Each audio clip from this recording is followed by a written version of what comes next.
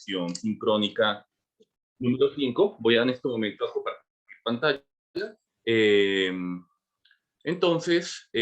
este momento deben estar viendo mi pantalla y voy a iniciar con la sesión. Cabe mencionar que la sesión de hoy, pues coincidencialmente está a mi cargo. Yo soy el responsable de dar la sesión en la noche de hoy. Por ende, no se espera a ningún otro conferencista. Esto es muy importante tenerlo en cuenta. Entonces, para poder iniciar, voy aquí a compartir la pantalla para poder avanzar. En primer lugar, como se hace de manera habitual, explicar en qué consiste este último ciclo que acaba de iniciar. Es importante mencionarlo. Y por otro lugar, pasar la sesión sincrónica, que tiene algunas particularidades con relación a la temática que vamos a avanzar. Y perdónenme porque dejé la última diapositiva abierta.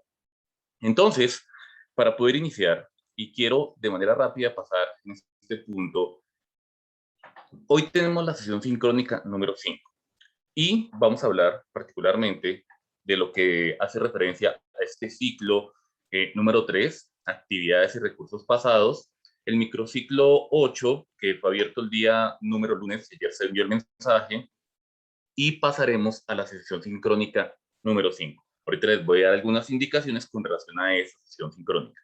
Entonces, para poder iniciar, estamos entrando a lo que es este ciclo número 3, el último ciclo de este proceso formativo, en donde, de manera específica, se abordarán 3 microciclos. El primero, que es el microciclo 8, liderazgo en educación para profesionales de la salud.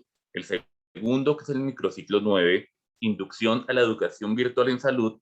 Y el tercero, tutorías y habilidades virtuales en ambientes de aprendizaje. Esos son los 3 ciclos correspondientes a este ciclo número 3. Y en ese orden de ideas, este ciclo tiene 3 rutinas de pensamiento. En este momento, ustedes deben estar avanzando en la rutina de pensamiento número 8. La próxima semana se abrirá con la apertura del microciclo 9, con la rutina del pensamiento número 9, y posteriormente, cuando se abra el último microciclo, en 2 semanas, tendrán la última rutina de pensamiento. Igualmente, también tienen ya abierto el foro de discusión número 3, el cual se va a alimentar de forma muy importante con el tema que vamos a ver con la sesión sincrónica de la noche de hoy, esperando que el cierre, las conclusiones, avance en la apertura del microciclo 10. Igual la consolidación de lo que se discuta o lo que se aborda durante ese microciclo. Y al finalizar del microciclo 10 se espera la entrega del último mapa mental o conceptual, y con eso finalizamos con las distintas actividades. Recapitulando con relación a los anteriores ciclos, nosotros estuvimos con el ciclo número 2, el cual se entregó o finalizó oficialmente el 22 de noviembre, con 3 rutinas de pensamiento, un foro y un mapa mental, destacando, y como se ha dicho siempre, que dependerá de ustedes, con sus tutores, con un diálogo cercano, determinar o concertar situaciones particulares. Esto es posible y factible desde la coordinación. Y actualmente, como nos encontramos en microciclo 8, se espera que este microciclo avance hasta el 29 de noviembre, posiblemente hasta el 30, esperando, y esta es una información importante, que ustedes finalicen este proceso formativo el 13 de diciembre aproximadamente. La idea es que esto no se va a extender más allá del inicio de las festividades navideñas y se deja este espacio para poder avanzar. Nos quedaría la última sesión sincrónica, pero la última sesión sincrónica es de cierre, de entrega, de consolidación, más allá de elementos o de contenidos temáticos. Sin embargo, en este momento no se ha definido, como lo dijimos en la primera sesión, si será en enero de 2022 con la entrega de los certificados o si será presencial o será de manera remota. Eso todavía lo estamos definiendo y se les informará antes de finalizar el microciclo número 10. Este microciclo, el cual ustedes están abordando actualmente, el de liderazgo en educación para profesionales de la salud, pues tiene su información, tiene su itinerario y resultados esperados de aprendizaje, un recurso digital muy interesante que recapitula elementos que el doctor Francisco mencionó en la última sesión sincrónica hace 15 días, tiene las actividades y se espera que ustedes puedan avanzar. En este momento, si ustedes se dieron cuenta, fui absolutamente puntual para poder llegar a la sesión sincrónica que me corresponde, porque la sesión, de acuerdo al contenido, está estimada para poderse abordar durante 1 hora y cuarto y dejar espacios para preguntas. Tiene un espacio interesante y si el tiempo me da, esto es muy importante, en la etapa final de la presentación voy a hacer una demostración práctica, voy a navegar para poder ilustrar algunos elementos de la educación virtual, si el tiempo me alcanza. Por ese motivo, es importante que durante el desarrollo yo voy a hacer algunas preguntas de reflexión, pero las preguntas grandes les recomiendo que las dejen para el final, para poder seguir con el hilo conductor. Esto es importante para poder avanzar en el desarrollo de las diapositivas. Cuando yo fui a preparar esta presentación, yo la tenía preparada desde la primera sesión, pero recapitulando y viendo el abordaje, quise introducirle otros elementos que les fueran útiles y prácticos, pero que también entendieran un poco mejor lo que hace referencia a los ambientes virtuales de aprendizaje en salud.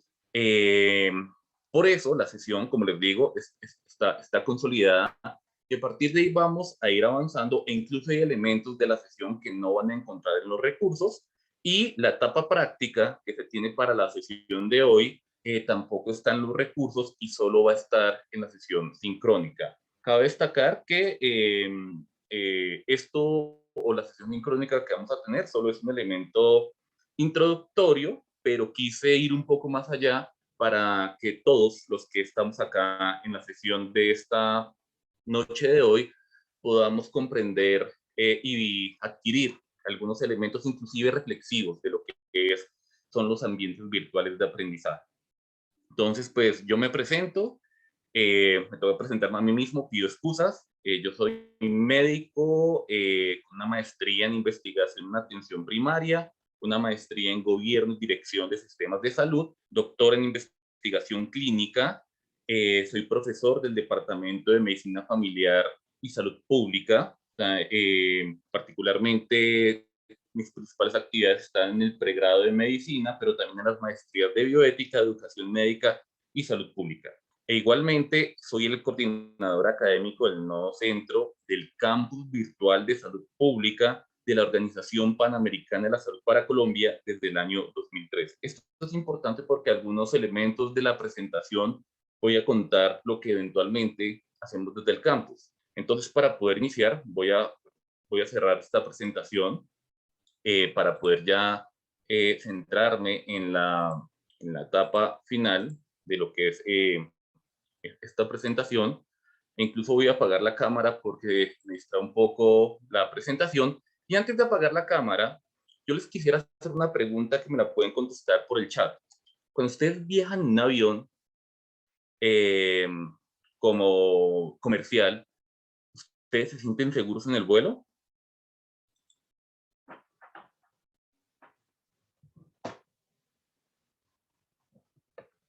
¿Quién quisiera contestar? ¿Qué es lo que los hace sentir seguros? Muy bien. Entonces están mencionando que sí, se sienten muy seguros.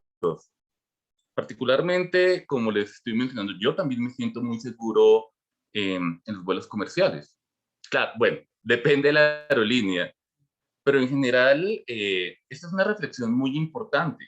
Ustedes han visto que cuando uno habla del tema de la aviación, tiene unos protocolos muy determinados, unos reentrenamientos, e incluso la accidentalidad, como lo acaban de mencionar, pues en general tiende a ser baja. Tiene unos protocolos definidos que incluso me permiten hacer un comentario, están mucho más avanzados que nosotros, los profesionales de la salud, porque ellos no permiten exceso de horas continuas de trabajo. Tiene un tema de seguridad que tiene que ser mucho más amplio.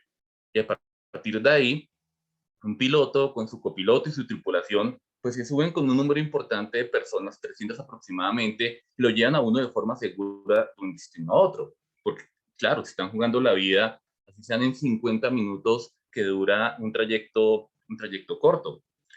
Entonces, es muy importante tener en cuenta esta particularidad. Y con base en esta pregunta, pues a partir de lo anterior, uno puede reflexionar, y yo estaba buscando, aunque pues posiblemente en el auditorio yo tenga personas que conozcan un poco más, y me di la tarea de buscar cómo es el proceso de entrenamiento de los pilotos comerciales. Esto es un tema muy interesante. Entonces encontré que en Aerocivil, pero también en IATA 2013, normalmente de forma resumida, el proceso de entrenamiento se puede resumir de la siguiente manera. Entonces tienen una formación en tierra, teórica, donde aprenden, van avanzando, luego tienen entrenamiento de vuelo pre-solo, luego un primer vuelo solo, luego los entrenan en instrumentos, en características, en protocolos, y luego viene lo que es un simulador. Y este simulador es muy importante porque en ocasiones, a partir de lo anterior, por ejemplo, en el caso de Avianca, el simulador lo hacen por fuera de Colombia, pero Colombia, por ejemplo, también tiene simuladores. En Río Negro tiene un simulador que es de última generación para el tema. Luego los entrenan en vuelo nocturno, vuelo en ruta, y los siguen reentrenando. Incluso encontrando en distintos protocolos, ellos lo recomiendan. Por ejemplo, Avianca lo está utilizando un mecanismo de enseñanza y aprendizaje que se llama Evidence-Based Training, y así es como lo llaman, un nombre pues muy estructurado, y pues llama poderosamente la atención. Y a partir de esto, cuando uno observa, este es un tema del simulador, en donde es un elemento muy importante. Antes de lanzarse, ellos tienen un proceso simulador, y esta es la foto que eventualmente se tiene, esta es la foto por fuera que vemos acá, y esta es la foto que tendrían por dentro. Entonces, a partir de lo anterior, y si vemos que tienen procesos teóricos, prácticos, pero también de simulación, ¿por qué no confiar en esos procesos? Y eso nos lleva a poder iniciar dentro de lo que se destaca. Inclusive posiblemente este argumento que yo estoy dando, a algunos les parezca que pueden determinar que en medicina se está jugando la vida, pero un piloto también se está jugando la vida. Y a pesar de que es una analogía que puede llegar a ser interesante, la tabla de contenido particularmente va a avanzar y va a discutir sobre distintas particularidades. Antes de iniciar, requiero abordar lo que significa telesalud como un elemento conceptual, para pasar a lo que es la educación virtual en salud, lo que son las tutorías en ambientes virtuales de aprendizaje, los foros de discusión, la web 2.5, las redes sociales y la identidad digital, cómo hacer recursos educativos propios. Acá es donde espero hacer la parte práctica si el tiempo me lo da, y espero de manera importante que puedan quedarse hasta las reflexiones finales, unas reflexiones muy interesantes para poder avanzar. Pero digamos que mi presentación no busca determinar y convencer que la educación virtual es lo último y, mejor dicho, tenemos que irnos, sino generarles a ustedes un concepto que ustedes mismos apropien, que tomen una decisión a partir de lo que ven. Y esto es muy importante a partir de varias características. Entonces, viéndolo y pasando con lo que es la primera parte, voy a abordar el tema de telesalud. Aquí yo tengo las definiciones y la normativa, pero quise introducir algo del COVID-19. ¿Por qué? Porque yo no puedo ser ajeno con lo que está ocurriendo. Y una de las características interesantes es que muchos nos tuvimos, o todos, nos tuvimos que adaptar a lo que ocurrió en el COVID-19, pero esto viene de atrás. Pero es importante mencionar, porque en ocasiones cuando hace una revisión, yo hice una revisión sobre este tema en este momento, y está en proceso de revisión en una revista. Hay experiencias internacionales que han mostrado también lo que ha ocurrido en otros países.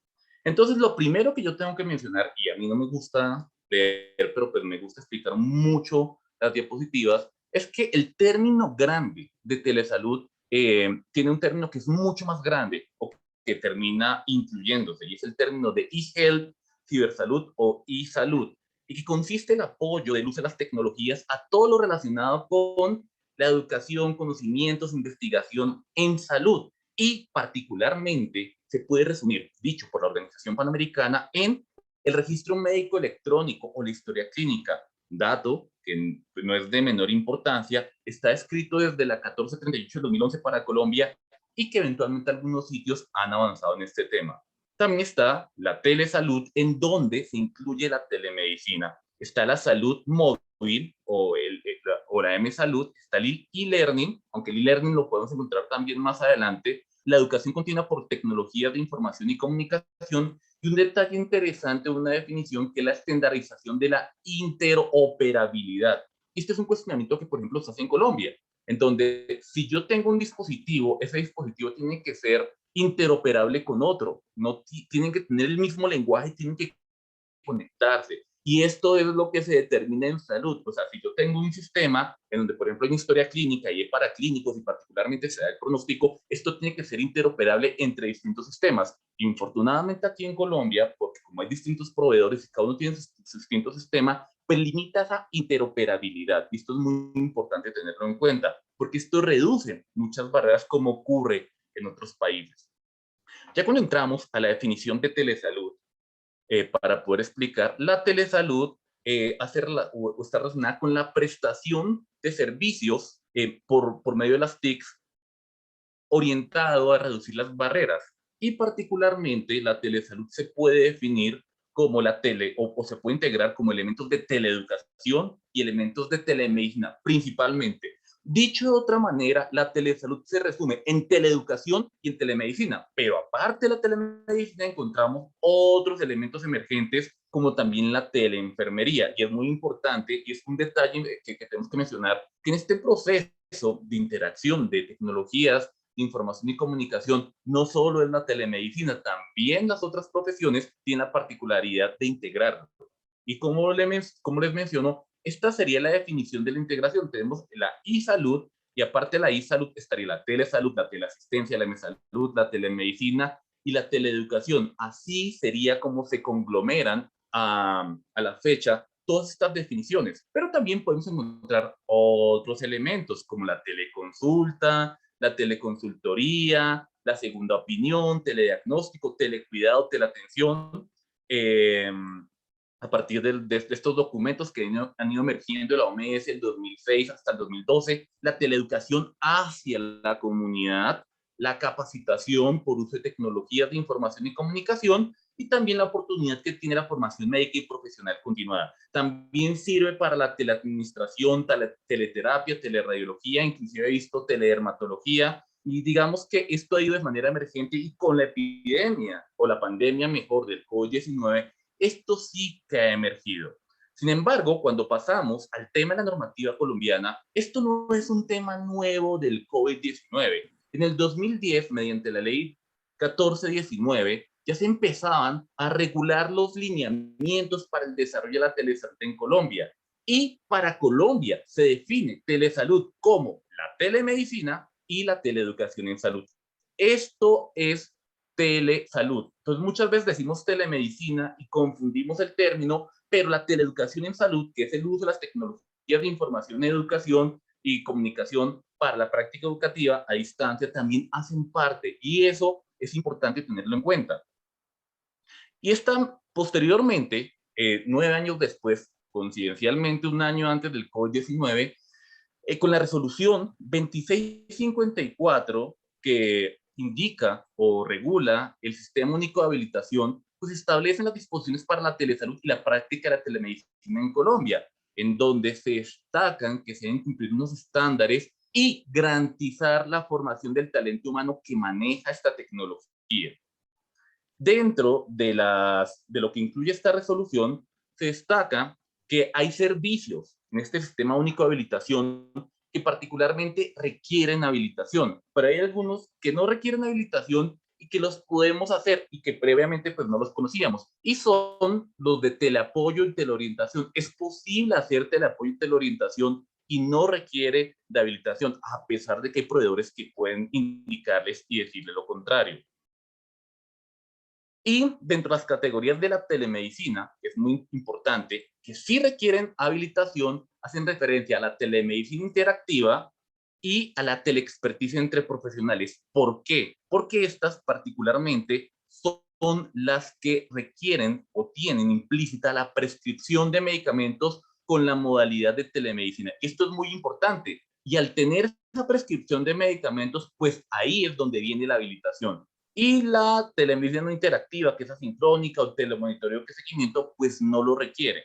Entonces, con esta normativa y a partir de lo anterior, pues llega la pandemia. Y en la pandemia, pues particularmente, pues muchos sistemas no estábamos preparados para responder.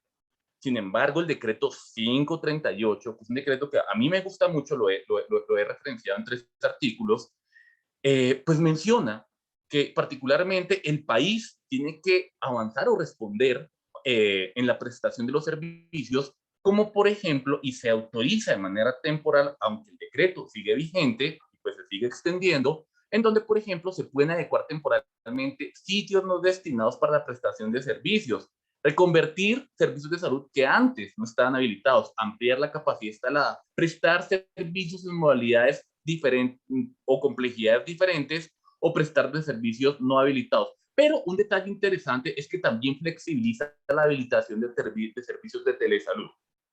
Aquí también viene una aclaración, y esto también es importante conocerlo, porque muchos proveedores le decían a los sitios, no, usted no puede prestar servicios en la pandemia si no se habilita. Mentira, la norma establece que uno no tiene que habilitar los servicios porque en emergencia sanitaria la telesalud se podía prestar. Pero algunos pueden argumentar, pero es que sin calidad y sin procesos, pues esto va a generar errores. Pues sí, pero esto no solo ocurrió en Colombia. Y a partir de lo anterior, pues en el mundo, pues la telesalud también ha tenido un desarrollo importante en cuanto a la telemedicina y la teleeducación. Por ejemplo, y hay artículos ya referenciados en donde ya se empezó a determinar que la telemedicina es una alternativa de bajo costo y era la primera línea de defensa. ¿Por qué? Porque brinda servicios por distintos métodos, teléfono, videoconferencia, ayuda a controlar casos leves y focaliza recursos sanitarios. Pero no solo muestra esos beneficios, también un artículo se destaca y borré la diapositiva donde menciona los principales beneficios, que también ayudaba a proteger al profesional sanitario, a disminuir el tránsito en los servicios hospitalarios y ayudar a controlar las patologías crónicas. Es un detalle muy interesante. Pero esto no solo ocurrió en Colombia, en distintos países, por ejemplo, Estados Unidos, Japón y Europa, empezaron a integrar procesos de telemedicina, porque es que este tema, a pesar de que llevaba mucho tiempo, pues los países no estaban preparados. China, que era resistente a la telemedicina, por ejemplo, se integró con el sector privado, con tecnología 5G, con el Hospital Occidental para empezar a prestar servicios de salud durante la pandemia. En Singapur se integró con sistemas de seguimiento satelital para hacer seguimiento a la población y reducir la cadena de transmisión. En Corea del Sur, en donde estaba prohibida la telemedicina, en donde era controversial, mencionaron que era muy importante y le dieron la autonomía al Hospital Universitario Nacional de Seúl para poder integrar. Y en España, por ejemplo, empezaron a ver que de manera longitudinal y transversal, mediante la formulación electrónica, se podía integrar. Pero adicionalmente, también en India se empezaron a documentar experiencias de telepsiquiatría, en Estados Unidos en rehabilitación, en España en soporte de pacientes adultos mayores, en Brasil se empezó a incrementar y cambió la regulación para implementar la telemedicina, todo esto en la pandemia. Pero un detalle interesante que empieza a ocurrir y que empezamos a ver en los distintos países es que también esto requiere inversión. En Australia solo se destinaron 68 millones de dólares en la pandemia para hacer consultas gratuitas por teléfono o videoconferencias sobre COVID-19, pero 454 millones de dólares para un modelo universal de telesalud que antes no estaba consolidado. En Reino Unido, 10 millones de dólares para atender las personas en zonas más alejadas. Y en Estados Unidos, 200 millones. Pero lo que más me gusta de este artículo, que es un detalle súper interesante, es que, por ejemplo, en Estados Unidos, y es Estados Unidos, la telemedicina la están haciendo por Skype o por FaceTime, en donde, por ejemplo, aquí en Colombia, algunos la están haciendo por WhatsApp, por Skype, por Zoom, porque particularmente el mundo se tuvo que adaptar. Y si en los países desarrollados no existía la tecnología para hacerlo, ¿por qué cuestionar el caso colombiano? Claro, hay riesgos, hay beneficios, pero esto ocurrió en todo el mundo. Esto es importante mencionarlo. Pero en la contraparte, en la teleeducación, esto también terminó emergiendo en el uso de plataformas de proceso de educación virtual. Antes no se utilizaban tantas plataformas, pero con el uso de la pandemia o con el advenimiento de la pandemia, pues integraron plataformas como Google Classroom, Moodle, Teams, Webs, Meet, Zoom, Blackboard Collaborate, incluso YouTube, directos de YouTube. Y también se empezaron a integrar para la población infografías, cursos de aprendizaje, cursos abiertos masivos en línea, que es lo que significa para poder actualizar en temas propios del campo disciplinar, pero también la actualización del COVID-19. Y la teleeducación sirve también, y sobre todo para la pandemia, porque yo no podía capacitar al talento humano de manera presencial, tenía que buscar otros mecanismos. Y por ejemplo, hay un artículo muy interesante que empezó a mencionar en el 2020 cuántos cursos abiertos en línea para COVID-19 había. Coursera, edX, Formación de Alcalá, Fundación de Cursos Abiertos Masivos en Línea, la plataforma de la Organización Mundial, y de forma interesante, y es un elemento para destacar, los cursos tenían una intensidad de entre 2 a 50 horas dirigidos en multilingüaje y no solo para personal, también para público en general. Y estos son los primeros abordajes que tenían. En el caso colombiano, particularmente, se destacó, y en este caso, pues los datos los tengo como coordinador, se diseñaron 15 cursos de autoaprendizaje sobre COVID-19 en la plataforma del Campus Virtual de Salud Pública, en donde a abril de este año se inscribieron 96.220 inscritos y se certificaron el 83%, esto de forma gratuita. Pero también la pandemia nos permitió desarrollar otros cursos gratuitos de distinta naturaleza. Y de forma, digamos, honrosa, nos convertimos en el tercer país de la región con 3.000 profesionales del 2015 al 2020 con tutoría, y después del 2020 pues terminó emergiendo. ¿Qué quiere decir? Que tuvimos cursos para poder transversalizar, pero también democratizar el conocimiento por el intermedio del campus virtual de salud pública, y fuimos el tercero en cursos de autoaprendizaje y el primero en tutoría, comparado con otros países. Después de este panorama, y después de ver, digamos, estos elementos conceptuales de telesalud, donde se integran la teleeducación y la telemedicina, esto nos permite pasar ya al segundo componente de la presentación de hoy, que es la educación virtual en salud. Y abordaré la relevancia de este tema, qué significa la educación virtual y los tipos de educación virtual en salud. Tengo que destacar que yo no conozco todos los tipos, en algunos tengo mayores fortalezas, en otros no, porque hasta esta mañana que estaba revisando encontré que emergió un sexto tipo que no lo tenía absolutamente claro. Y esa diapositiva se modificó. Entonces, un detalle interesante es que este tema de educación virtual en salud pues responde a los cambios inherentes de la sociedad de la información, en donde pues con el cambio de la información y el flujo, pues empiezan a aparecer nuevas oportunidades para aprender. ¿De qué manera? A distancia, ya no se requiere de manera presencial, aunque la presencialidad tiene sus ventajas. En colaboración, y esto es un elemento que particularmente en ocasiones la educación presencial no tiene, y durante toda la vida. Son tres premisas muy importantes del uso de las tecnologías de la información y comunicación a la salud. Y esto nos lleva a que la educación virtual, pues tiene un cambio actual, genera un cambio en las tendencias educativas, porque cambia ese paradigma tradicional, cambia ese paradigma de profesor-estudiante, porque ya es un tutor y es una persona que está avanzando, cambia el currículo, reorganiza los roles de los actores educativos, empieza a generar ofertas flexibles, pertinentes y de mayor cobertura, y el estudiante puede desarrollar competencias académicas para el trabajo, genera aprendizajes significativos y incorpora de manera inteligente y eficiente las tecnologías de información y comunicación.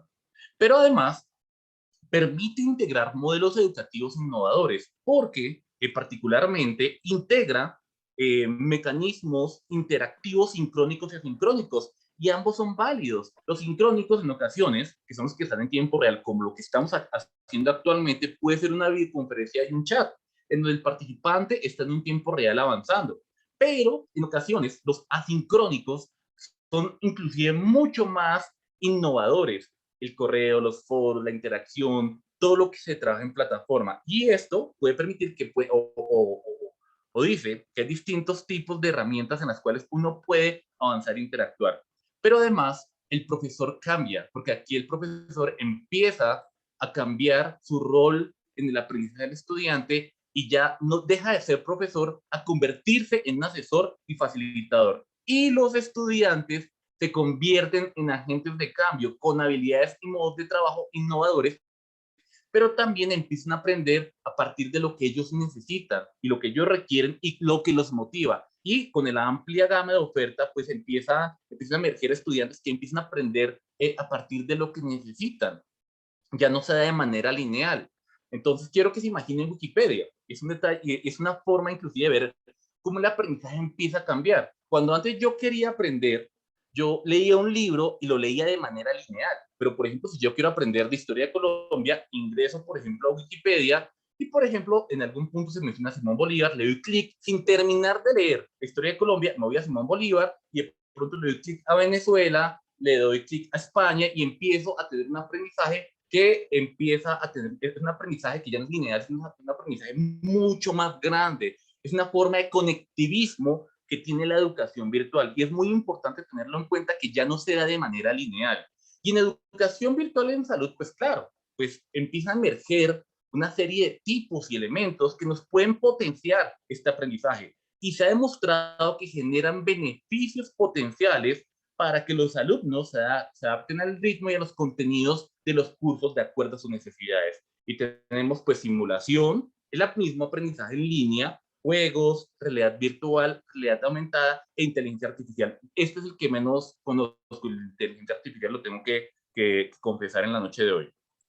Entonces, en el caso de la simulación, ustedes han visto que inclusive en las universidades, de tiempo para acá, aproximadamente hace unos 20 años aproximadamente, en el caso de Colombia, se han empezado a incluir elementos de simulación, pero esto no es algo nuevo y esto es importante mencionarlo, porque la simulación en medicina o en salud, pues ha permitido de manera previa, como les mencioné en el caso, en la reflexión inicial, entrenarse en procedimientos, en medición de tiempo, en supresión de errores, aumentar la experiencia, la exposición, que en ocasiones, eventualmente, pues en la forma previa, pues la damos directamente con el paciente. Y es un mecanismo que, pues, no tengo que mencionarlo, ha demostrado sus beneficios.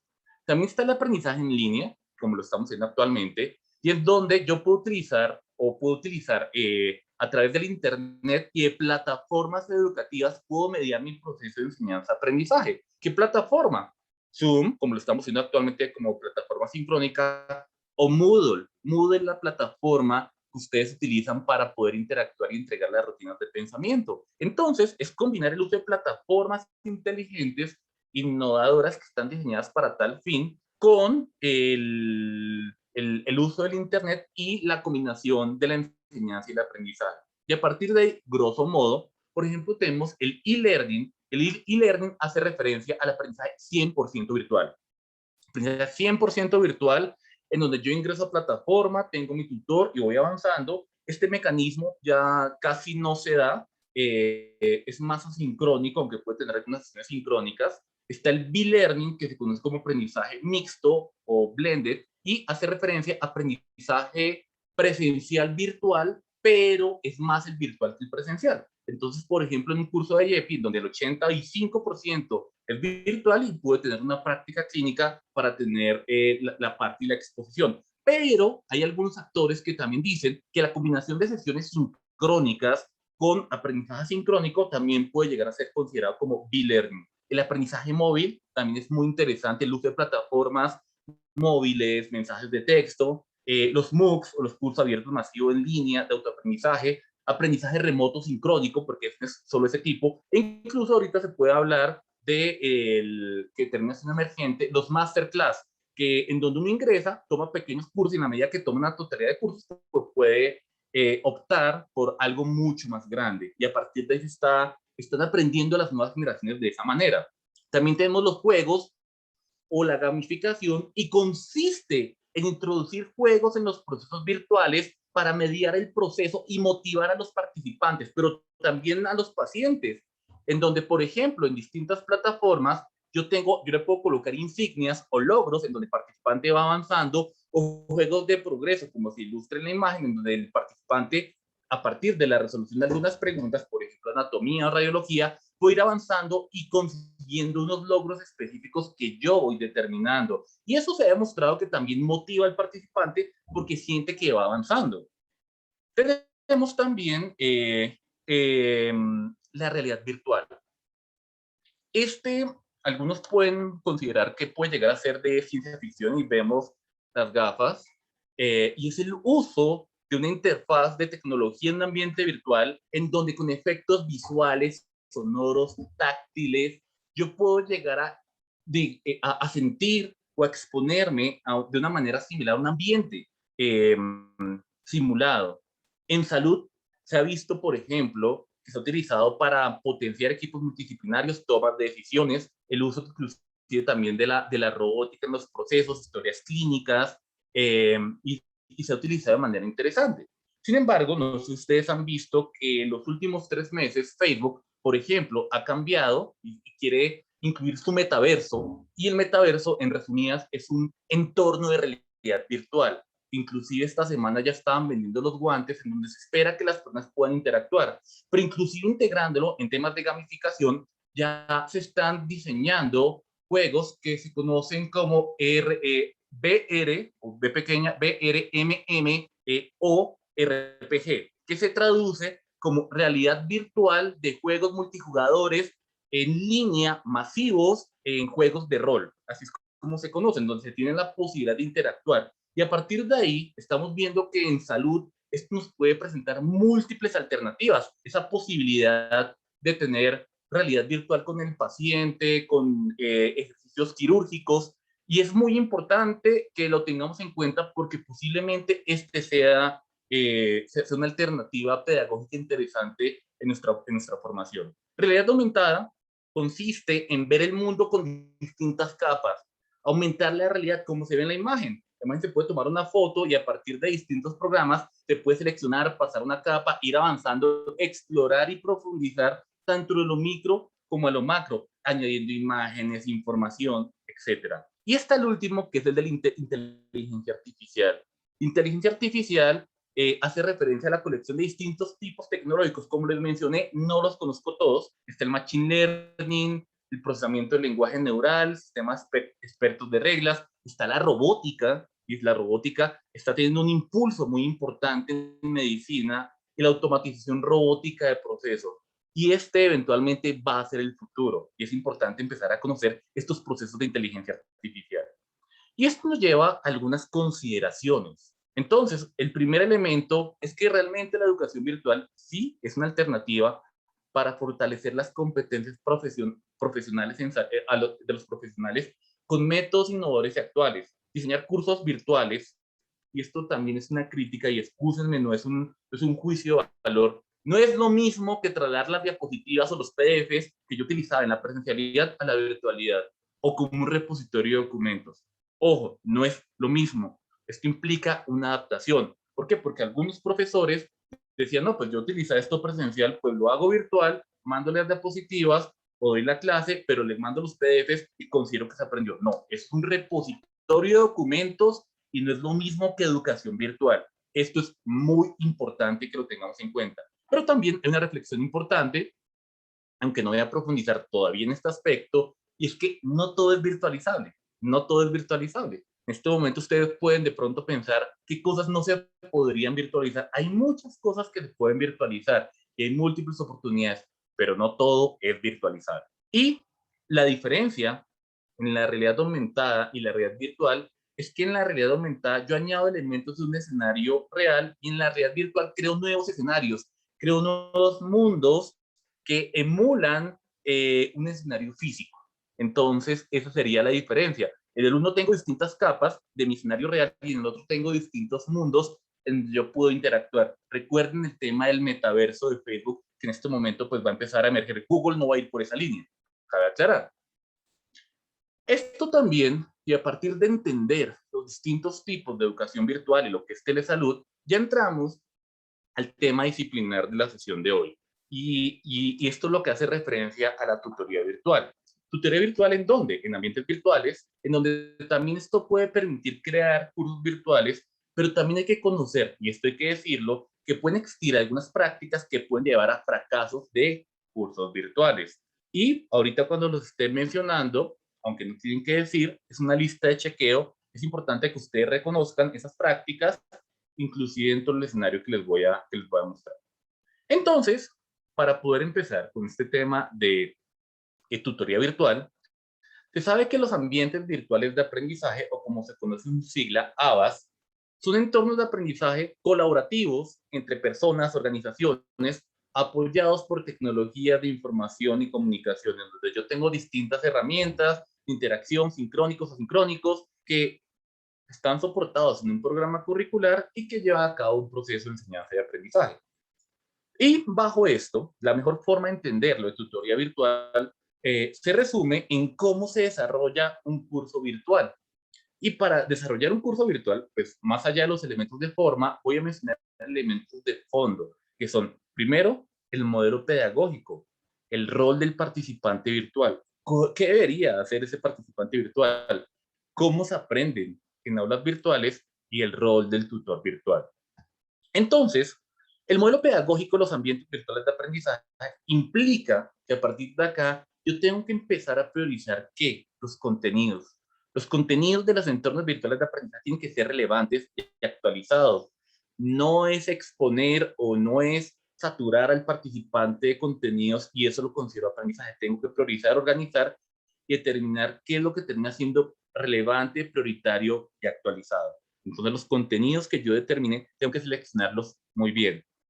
Pero asimismo, cuando yo estoy procesando o estoy avanzando en este modelo pedagógico, pues esto, como les mencioné, no es trasladar lo que yo hago en la presencialidad de manera habitual a la virtualidad.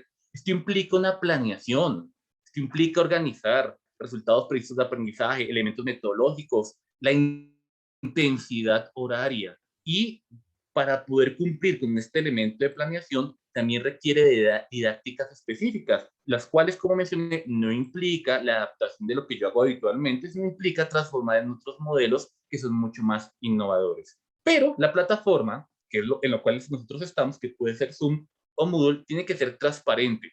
¿Por qué se escogió Zoom? ¿Por qué no se escogió las otras dos plataformas que teníamos? Porque en teoría la mayoría de personas, de acuerdo a distintos estudios, por lo menos han tenido alguna exposición con Zoom porque está vinculada con Google, a pesar de que Google Meet también está vinculada, pero es mucho más fácil, es mucho más transparente y es autosuficiente. Lo mismo la plataforma Moodle, ustedes van, avanzan, trasladan y digamos que uno no se pierde en la plataforma, porque la idea es que el dispositivo también ayude dentro del proceso.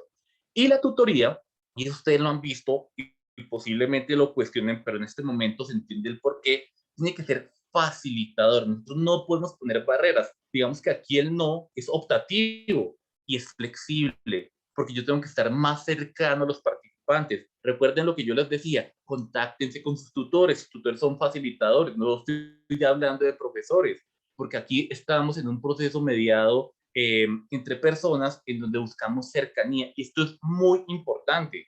Asimismo, tenemos ese participante virtual. Aquí estarían ustedes o pueden estar sus eventuales estudiantes. Tenemos nuevas necesidades de aprendizaje, necesitamos aprender. Esto es muy importante para motivar este entorno. También hay que tener en cuenta que puede existir, esto hay que eventualmente superarlo, unos niveles diferentes de la alfabetización digital. Esto puede generar brechas.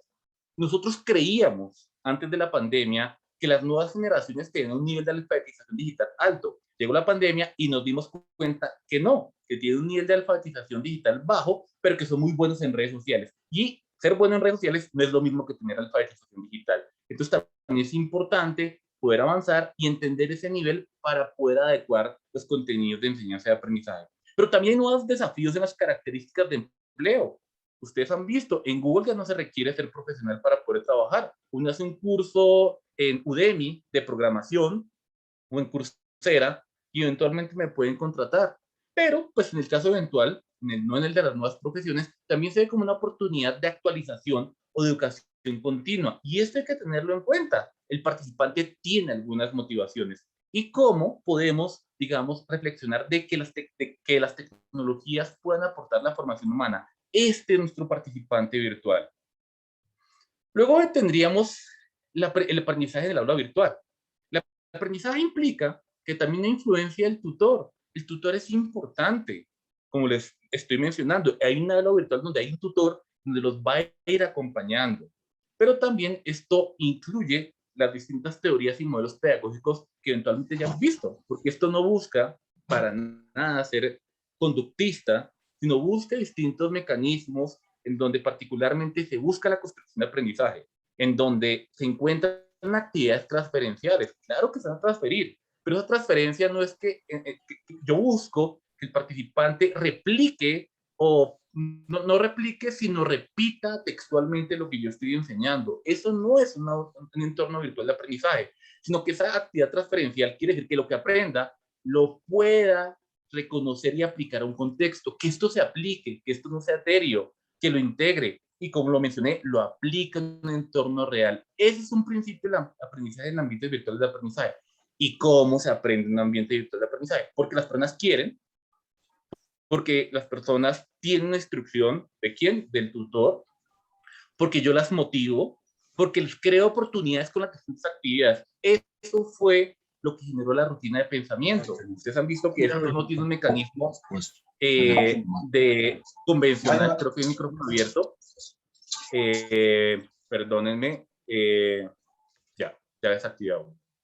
Y por eso es que se crean las rutinas, porque fácilmente se puede poner un cuestionario, pero no era lo que nosotros buscamos. Buscamos crear oportunidades y favorecer aprendizajes significativos. Y la plataforma virtual, pues también media en ese proceso de enseñanza-aprendizaje en competencias de lectura, priorizaria y hacer gestión de información, pero también de escritura. Por eso colocamos foros de discusión. Es importante aprender, y esto lo hemos visto con nuestros estudiantes. ¿Sí? El advenimiento o la influencia de las redes sociales ha hecho que no sepan escribir. Escriben con emoticón, con palabras cortas, no saben utilizar la coma o signos de puntuación o conectores del discurso. Y en este tipo de entornos también se potencia la escritura. Y esto es muy importante tenerlo en cuenta. Pero también se puede potenciar lo que es un pensamiento científico. Y de esa manera, pues viene lo que es el tutor virtual.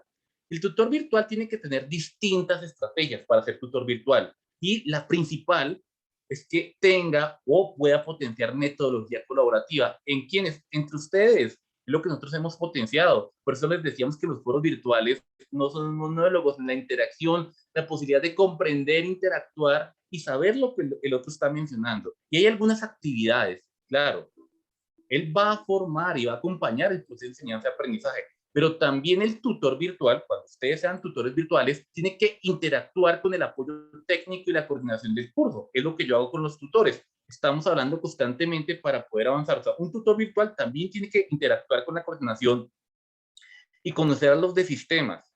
¿Qué funciones tiene el tutor en línea? Tiene que tener un perfil, y en ese perfil tiene que tener características específicas para la virtualidad, o sea, ser tutor virtual. Hay que aprender a ser tutor virtual. Tiene que fomentar la interacción entre los demás y tiene que fomentar, aparte del conocimiento individual, fomentar la construcción del conocimiento colectivo.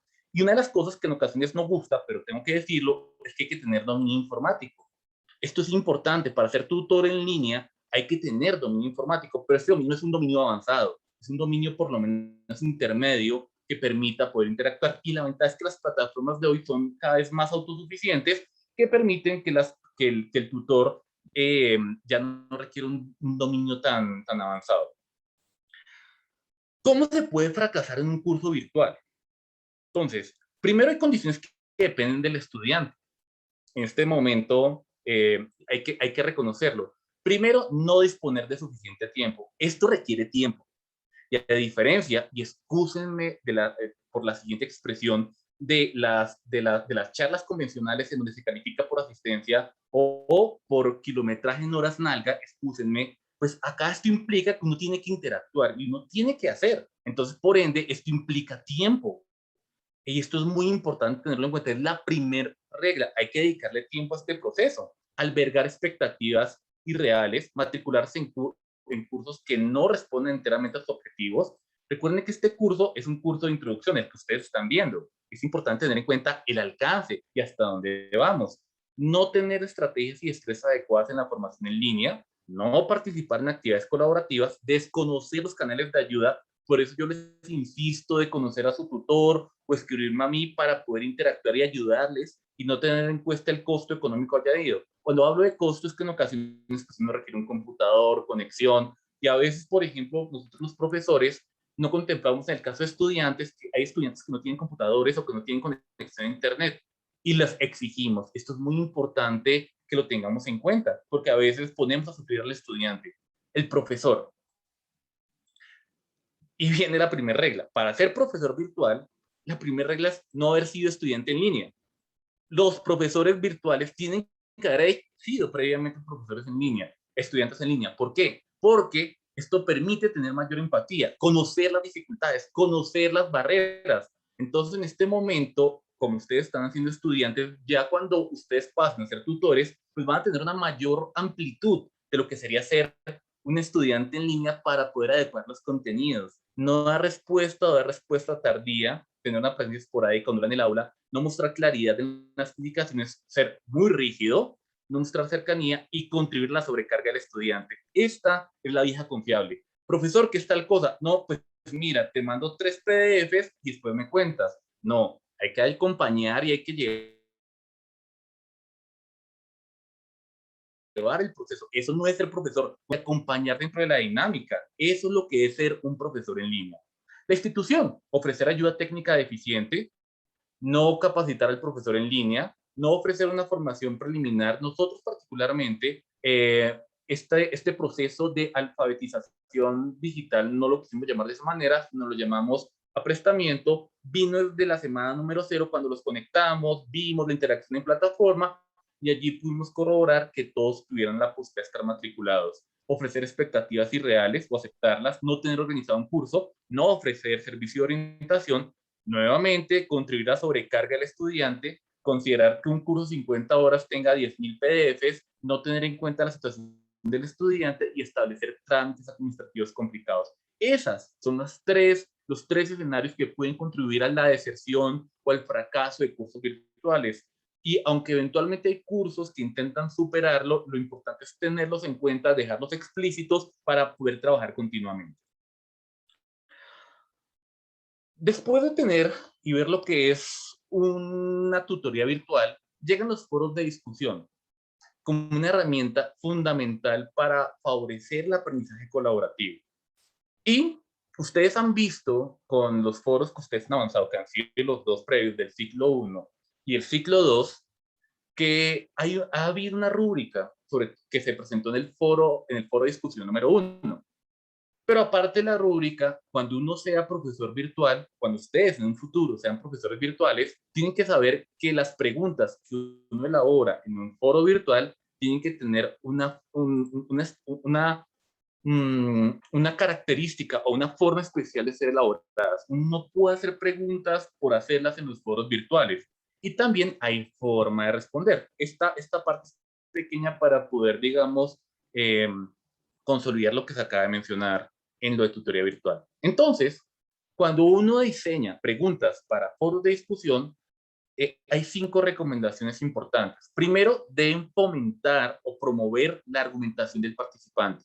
Entonces, en ese caso, hay que evitar respuestas dicotómicas como sí o no. No, las preguntas deben estar elaboradas para fomentar la argumentación, pero también deben aprovechar la experiencia y el contexto de los participantes. Esto para fomentar el aprendizaje colaborativo y para tener una mayor apropiación. No deben buscar una única respuesta o una respuesta correcta. No es lo que se busca. Esto es conductista. No se busca que respondan a lo que el profesor quiere que le respondan. Eso no es un foro de discusión. El foro de discusión también debe permitir que el profesor también pueda aprender y pueda interactuar y pueda discutir en el caso eventual de que se torne de manera interesante. Por eso no hay única respuesta ni respuesta correcta. Se debe fomentar la construcción colectiva de consensos o acuerdos y debe favorecer la exposición de distintos puntos de vista, evitando temas polémicos como religiosos, políticos, ideológicos o deportivos, entre otros. Eso hay que intentar evitarlo, pero en ocasiones, dependiendo de la escritura, pues particularmente si estamos hablando de ciencias políticas, pues tienen que haber políticos e ideológicos. Entonces, pero hay que intentarlo de esa manera. Entonces, en este caso, les voy a mostrar ejemplos de cómo se elabora una pregunta correcta y una pregunta incorrecta. Entonces, una pregunta incorrecta, en donde se hacen juicios de valor, es la siguiente. ¿Robar es bueno o es malo? Pues eventualmente todos van a decir que es bueno. Estoy conduciendo la pregunta. Y esta pregunta yo la puedo cambiar por la siguiente, que puede tener elementos argumentales diferentes. ¿Qué piensa los motivos por los cuales las personas llegan a robar? Ustedes se dan cuenta, aunque el hilo conductor puede ser el mismo, el elemento argumental es diferente. Por ejemplo, hay una pregunta que tiene que ver con nosotros. La mayoría de la población no tiene cobertura del sistema de salud actual y las personas están muriendo por causas evitables. ¿Usted está de acuerdo con que ese sistema debe cambiar? Claro, si yo pongo una premisa en donde digo que el sistema no sirve, pues las personas van a decir que sí se debe cambiar. estoy induciendo a la respuesta y estoy colocando mi postura como profesor, por lo cual la pregunta no es correcta. En cambio, la pregunta correcta podría ser, ¿cuáles son los problemas del sistema de salud y qué acciones se podrían considerar para solucionarlos? Parte de la identificación de un problema, de un contexto, pero también de posibles alternativas que no se queden solo en el discurso. Otra pregunta, ejemplo, ¿el mejor equipo de fútbol del mundo es el Real Madrid? Ahí ya estoy haciendo una afirmación y estoy conduciendo. Y la pregunta correcta es, bueno, aunque podríamos decir que en Colombia podría ser el Deportivo Cúcuta, si lo queremos equiparar para nuestro contexto, pero la pregunta correcta es, ¿qué elementos y logros debe tener un equipo de fútbol para ser considerado el mejor del mundo? Y aquí cambian las variables, porque en el caso del Real Madrid podría ser mejor títulos, mejores jugadores, mejor nómina, y esto no lo sabemos con esta pregunta. Pero acá, dependiendo del contexto, el participante puede interactuar y puede reflexionar. Y si ustedes se dan cuenta, podemos tener preguntas de distintos motivos. Y una forma de participar que uno tiene que tener en cuenta, por ejemplo, una pregunta que podemos tener acá es, ¿qué opinión tiene sobre los impuestos a las bebidas azucaradas en el país? Entonces, cuando se va a responder, la respuesta tiene dos partes, la premisa, la demostración de los hechos y la conclusión. Así se responde en un foro. Las bebidas azucaradas, que es el ejemplo, en el país se comercializan y consumen libremente. ¿Por qué? A pesar de la demostración de sus efectos nocivos para la salud, hay intereses económicos para promover su consumo. Está la premisa y está la conclusión, la conclusión, que es mi afirmación, y está la premisa, demostración o hechos con relación a la pregunta. Ya va avanzando acá, ya nos quedan los últimos minutos y vamos avanzando aquí en lo que es el punto número 5, ya el 6, ya la parte práctica, y entramos, y ya vimos la mayoría, el elemento central de la sesión, a la siguiente parte que hace referencia a la web 2.5, las redes sociales y la identidad digital. Nosotros tenemos estudiantes que son diversos, pero también vemos en lo que se está presentando acá que hay múltiples oportunidades. Y esto también nos lleva, por ejemplo, a la navegación y búsqueda de información. Tenemos nuevas generaciones, pero también tenemos principios de web 2.0 y 3.0. Y aquí voy a hacer algunas preguntas que quisiera que me las contestaran en el chat. Entonces, yo les quiero hacer aquí una pregunta eh, que inclusive yo se las hago a mis hijos, y es, cuando ustedes tenían 10 años y les dejaban una tarea de investigar sobre un tema, ¿ustedes qué hacían? Quisiera que me lo contestaran en el chat. ¿Y hoy cómo lo hacen? Una pregunta muy interesante.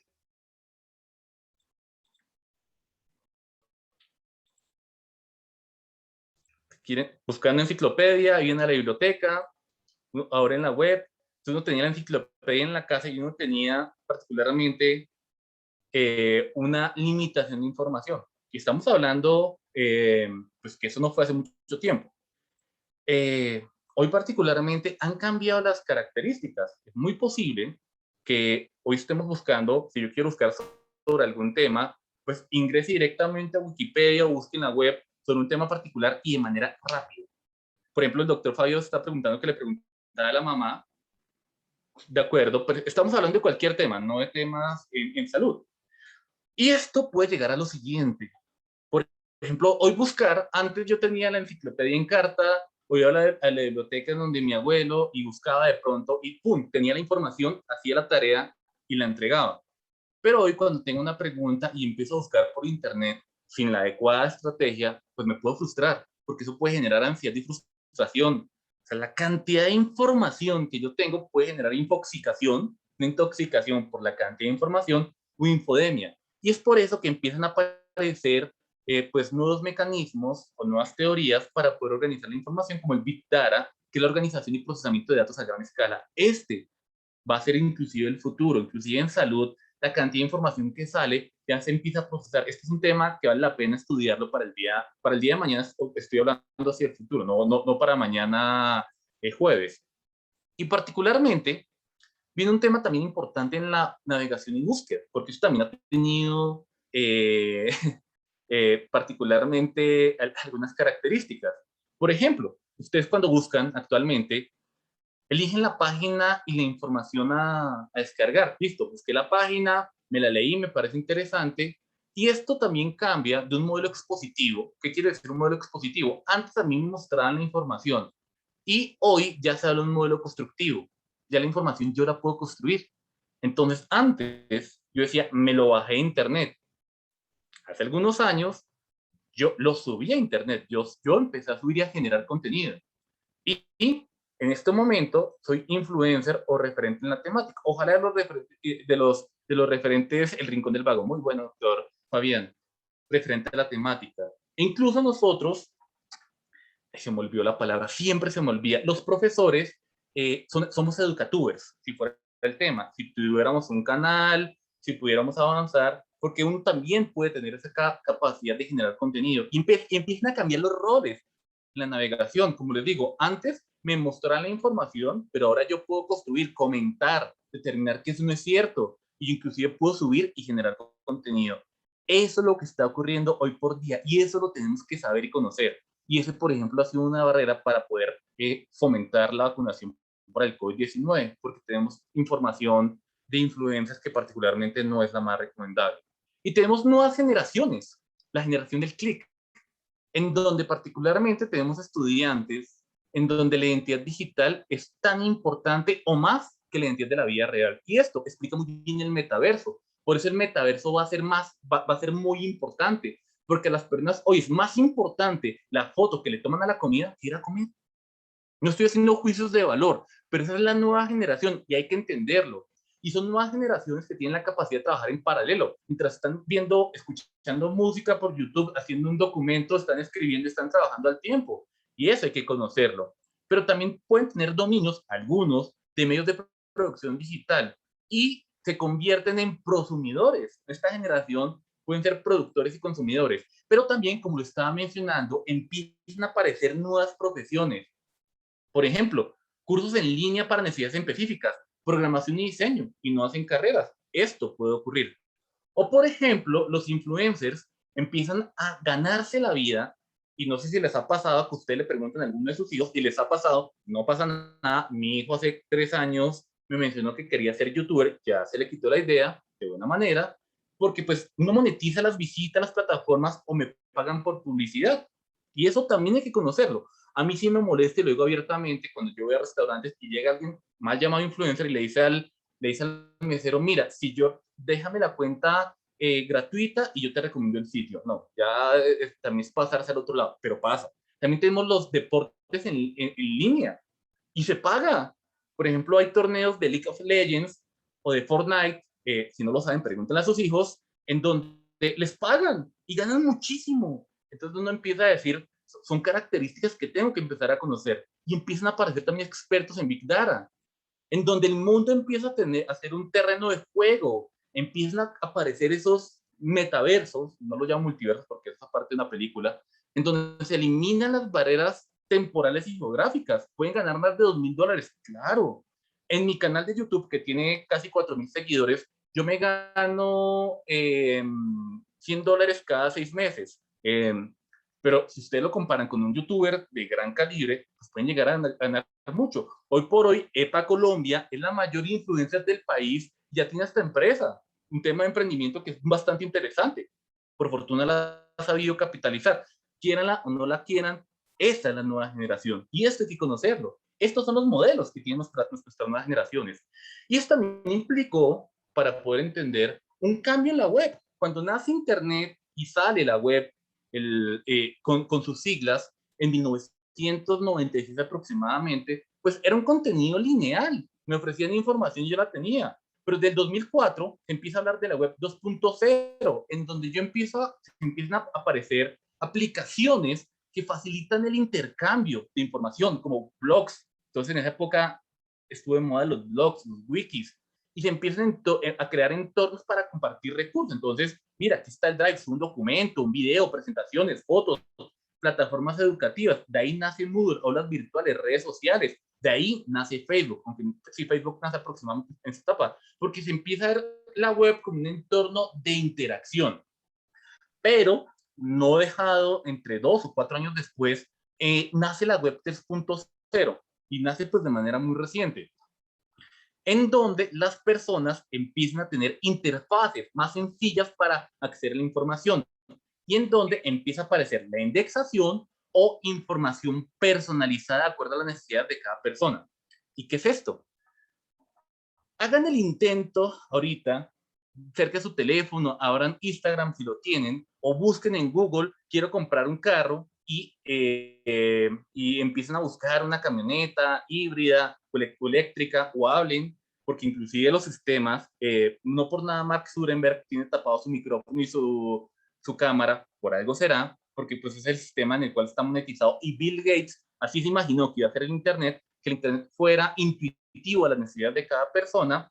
Hablen de ese carro y sigamos hablando de ese carro, y se van a dar cuenta que mañana les van a aparecer publicidades de carros cerca a su casa. Eso ocurre porque la información llega de manera inteligente y por eso pagan. Esa es la forma que gana, por ejemplo, Facebook, o que ganan, por ejemplo, los sistemas de correo electrónico, información de acuerdo a sus necesidades. Y esa es la web 3.0. Y a partir de ahí, aparte de lo anterior, pues los buscadores cambian, las redes sociales, la inteligencia artificial empieza a emerger, las apps, los juegos en línea, multijugador, el Big Data, la identidad digital. Esto es importante. Y esto nos lleva a que la web 2.0 y 3.0 pues tenga cuatro elementos importantes. Como les mencioné, las redes sociales tienen un potencial supremamente importante. Los contenidos que se generan, ahorita es muy importante, y ustedes escuchan a los más generaciones, no, es que yo soy generador de contenido. Y se empieza también en la web a una organización social inteligente, y se empiezan a tener tecnologías de servicios entrelazados. El mashup, que es el ejemplo claro del metaverso que quiere hacer Facebook. Empezamos a integrar tecnologías. De verdad, les recomiendo que busquen el guante de Facebook que se está creando, o las gafas que crearon hace muchos años de Google. Y esto nos resume a que hubo cambios en la forma de interactuar. En la web 1.0 eran los webmasters, que ya no existen. En la 2, los consumidores y productores son simples y amigables, yo creo, modifico, y yo requería cosas mínimas para poder interactuar en la web 2.0, un computador, conectividad y conocimientos básicos. Y en la 3, accedo a la información para cada persona con palabras, búsqueda, y tengo recursos mínimos. Antes yo necesitaba computador, ahora desde el smartphone. Posiblemente algunos de ustedes están desde el smartphone, tabla, conectividad, y ya también no requiere conocimientos amplios. Y esto nos lleva a que hay distintas redes sociales, y eso también hay que entenderlo. Las redes sociales pueden ser dependiendo del uso y la necesidad que se requieran. Hay redes sociales horizontales que permiten distintas herramientas para que el público pueda interactuar. Facebook. Ustedes en Facebook pueden tener un chat, subir un video, hacer un grupo, subir trabajos, utilizar de manera educativa. E inclusive ahorita con el metaverso es mucho más grande, inclusive WhatsApp e Instagram terminan estando integrados a esta red social, que es horizontal porque tiene distintas funcionalidades. Pero hay otras que son verticales dependiendo del tipo de usuario, para un público específico. LinkedIn, por ejemplo, es una red social profesional para poder, digamos, interactuar pues, no con un nivel social, sino con un nivel profesional. Pero también hay unas de acuerdo al tipo de actividad, porque promueven una actividad particular. YouTube se ha concebido como una plataforma para interactuar en el caso de videos. Y así son las redes. Hay unas que son muy específicas y otras que son muy generales. Y esto nos lleva que después del conocimiento, pues claro, claro, sí señor, muy bien. El dilema social es un documental muy interesante, que a partir de ahí, esto es lo que ocurre en lo que hace la gente en Internet. Hay creadores, tenemos creadores que son los que crean contenido, y pues están concentrados particularmente entre los 18 y 21. Están los críticos, que pues están un poco más acá, en un rango de edad, que son los que critican por todo. Están los colectores, que están en todo el margen, que son los que bajan y bajan información. Redes sociales están más activos en estos rangos de edad y más jóvenes.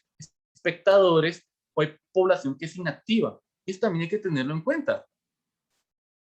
Y esto nos lleva a que, particularmente como lo estaba mencionando, hay una identidad digital personal, y particularmente en identidad en Google, aunque la identidad de Google no es tan, se utiliza mucho para integrar a páginas, Facebook, Twitter, Instagram, YouTube, TikTok, que es de pocas, digamos que el TikTok es generar información con pocas características, y es lo que nosotros tenemos de estudiantes, donde les interesa mucho la identidad digital. No lo estoy diciendo ni los estoy invitando para que ustedes abran esto, sino es entender, conocer, pero si ustedes tuvieran que abrir algunas redes profesionales, son estas. Estas son las redes que nosotros deberíamos tener. Si tienen las otras, pues no pasa nada.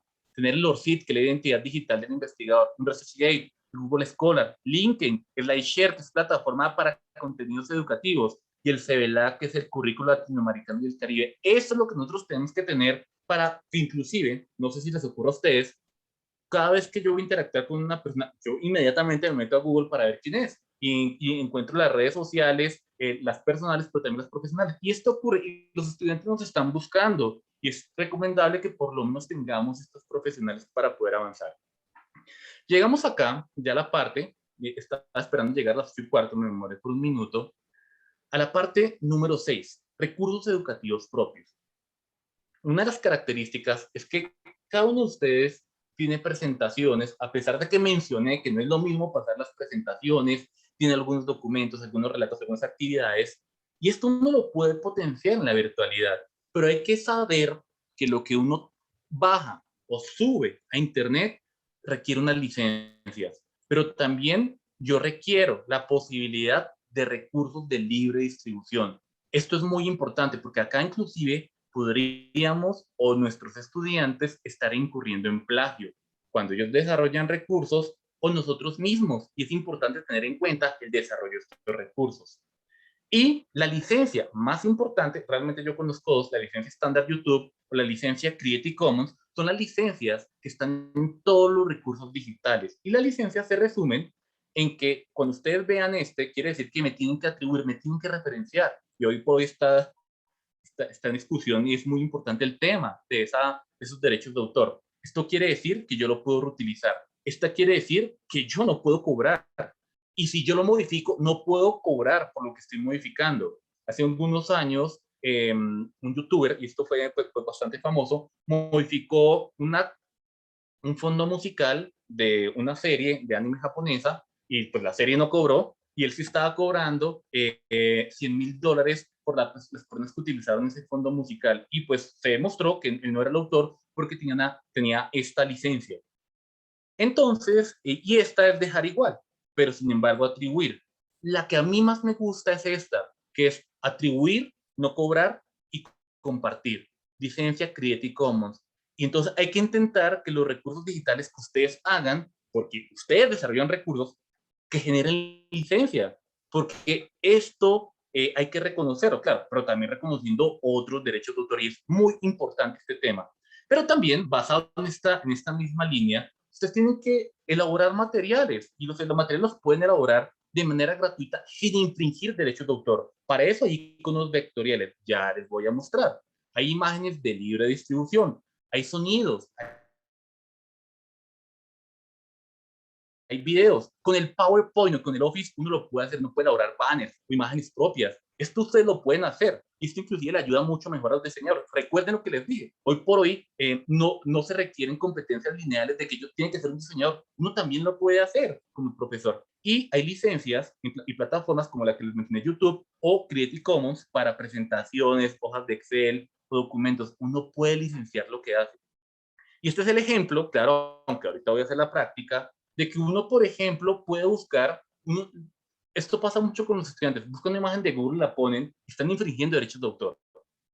Y entonces hay que saber que las imágenes en Google tienen derechos. Hay iconos gratuitos en Platicom, Pixabay, Pixhere, FreePix, hay Free Pixels que uno puede utilizar. También, por ejemplo, hay ministerios que tienen recursos educativos que uno puede utilizar y uno apenas inmediatamente identifica las licencias. También está sonidos.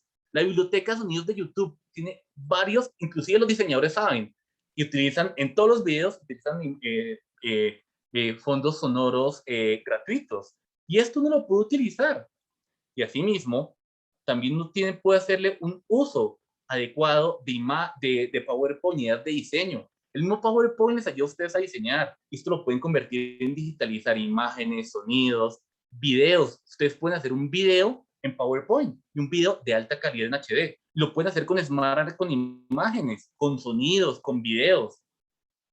Y a partir de lo anterior, planifiquen muy bien qué es lo que van a hacer. Siempre les recomiendo tengan el escudo institucional en PNG, que es el formato. Por ejemplo, aquí yo tengo de la Universidad de La Sabana y lo utilizo para todo y modifico. Busque imágenes o iconos, elaboren banners, guárdelos en JPG. Pero la mejor forma de guardarlo, por ejemplo, este es un banner que yo elaboré con recursos gratuitos y lo pongo en muchos cursos. y esto lo elaboro de manera particular. Voy a hacer una búsqueda rápida, voy a partir de acá, y ahorita pues, recuerden guardar las preguntas, descartar, voy a meterme acá. Entonces, por ejemplo, la búsqueda, el tema en este momento más importante es COVID-19. COVID-19. Cuando yo pongo COVID-19 y necesito hacer una presentación del COVID-19, pues me vengo aquí a imágenes. Es lo más fácil que yo hago. Yo digo, esta imagen de la Organización Mundial de la Salud está muy bonita. Entonces, tengo una imagen aquí que es muy bonita. Entonces, ¿será que la puedo bajar así como está? No. Entonces, cuando yo vengo a Google, puse COVID-19, imágenes, vengo a más. Y cuando, mentira, vengo a herramientas. Cuando vengo a herramientas, vengo aquí a derechos de uso. Cuando vengo a derechos de uso, le pongo aquí licencia Creative Commons.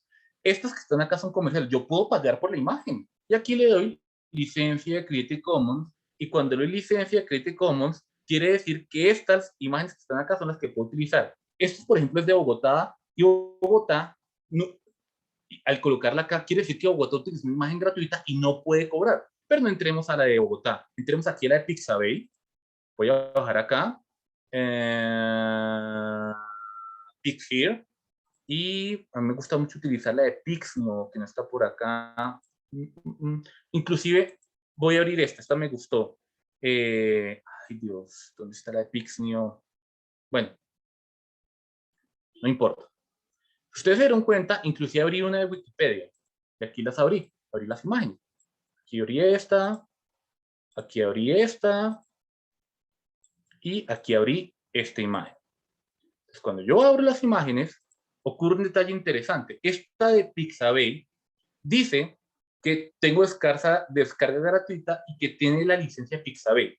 ¿Y qué dice la licencia? Dice, gratis para usos comerciales y no es necesario reconocimiento. En otras palabras, yo puedo coger esta imagen, hacer un banner, colocar la entrada de Bogotá y cobrar por eso y nadie me puede decir que no puedo utilizar esta imagen. Esta imagen es mía desde el momento que la bajé, pero no puedo cobrar para que otros la utilicen. Tengo una licencia gratuita y aquí puedo bajar y buscar imágenes para todos. Esta es la imagen que tenía Bogotá, por ejemplo. Es una imagen que puedo encontrar en resolución de 400 de 4 megapíxeles y la tengo ahí. Y es muy importante. Cuando ingreso aquí a Pixir pasa lo mismo. Y tiene una licencia Creative Commons 0, que fue la que no les conté. ¿Qué es Creative Commons 0? Dominio público gratis para uso personal y comercial. Y aquí la tengo. Ni siquiera tengo que referenciar de dónde la saqué. Porque aquí la licencia me la da para poderla utilizar. Y la puedo bajar como quiera y bajarla en un tamaño elevado y no tengo ningún problema. Y aquí yo ingresé a esta de Wikipedia. Ustedes dijeron, pero ¿por qué Wikipedia? Resulta y pasa que lo que yo subo a Wikipedia es de libre distribución. Entonces, cuando yo bajo acá, aquí está la ilustración, y cuando yo vengo aquí abajo, aquí tengo el copyright, donde dice Creative Commons, y usted es libre para compartir, para combinar, pero siempre atribuya y deje la posibilidad de que otro lo combine. Está aquí en los derechos. Y tengo la posibilidad inclusive de cobrar, pues utilizarla para usos comerciales esta imagen. Entonces, está aquí y yo puedo utilizarla. Es una forma rápida de buscar imágenes. Y por el momento, dejemos acá esto. Yo también les mencioné de iconos vectoriales, ¿cierto? Entonces, por ejemplo, hay una página que se llama flaticon.es. ¿Por qué .es? Porque es que la otra es en inglés. Esta es una página de iconos vectoriales gratuitos.